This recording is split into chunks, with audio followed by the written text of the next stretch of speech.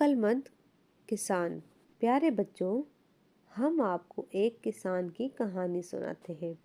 क्या आपको मालूम है कि किसान किसे कहते हैं? ये तो आप सब जानते होंगे कि अल्लाह पाक हमारे लिए खाने पीने की सारी चीज़ें, चावल, गंदम, दालें वगैरह और सारे फल, सेब, आम वगैरह ज़मीन से उगाते हैं। ज़मीन को खोदा जाता है और इसमें बीज डाले जाते हैं। फिर अल्लाह ताला इसमें से अनाज और फल उगाते हैं। जो शख्स ज़मीन पर मेहनत करता है, उसे खोदता है और उसमें बीज डालता है, उसे किसान कहते हैं। ये कहानी भी एक किसान की है जिसका नाम अहमद था। अहमद के 3 बेटे थे। वो अपने घर में बहुत खुश थे, लेकिन अहमद एक बात से बहुत परेशान था। उसके बेटे बहुत सुस्त और कामचोर थे। वो काम काज में बिल्कुल उसकी मदद नहीं करते थे। आखिर बहुत सोचने के बाद उसके जहन में एक तरकीब आई।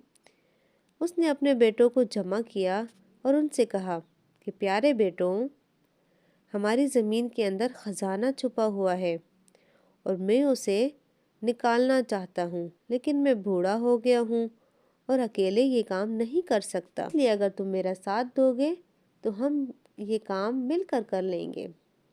सारे बेटे खजाने की तलाश पर राजी हो गए और उन्होंने ज़मीन को खोदना शुरू कर दिया, लेकिन उनको खजाना ना मिला। उन्हें ये देखकर बहुत गुस्सा आया कि उनके वालिद ने उनसे झूठ कहा। उन्होंने अपने वालिद से शिकायत की तो उनके वालिद ने कहा कि मेरे प्यारे बेटों, मैं झूठ कैसे बोल सकता हूँ?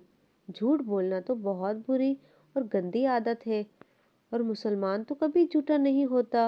मैंने तुम्हें ये कहा कि इसमें खजाना है, तो मेरे प्यारे बेटों, ये झूठ नहीं बल्कि सच है, लेकिन तुम जल्दी कर रहे हो और जल्दी का काम शैतान का होता है। मैं तुम्हें बताता हूँ, ये बीज लो और ज़मीन में डाल दो।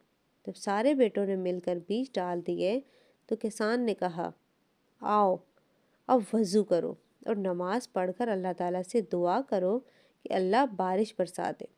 सब ने वज़ू किया, नमाज पढ़ी और बारिश की दुआ की। अल्लाह ने उनकी दुआ कबूल की और खूब बारिश हुई और कुछ ही दिनों में ज़मीन में पौधे उगना शुरू हो गए। किसान ने कहा, देखो, ये है वो ख़जाना जिसका मैंने तुमसे कहा था कि जब कोई शख्स मेहनत करता है तो उसका फल उसको ज़रूर मिलता है।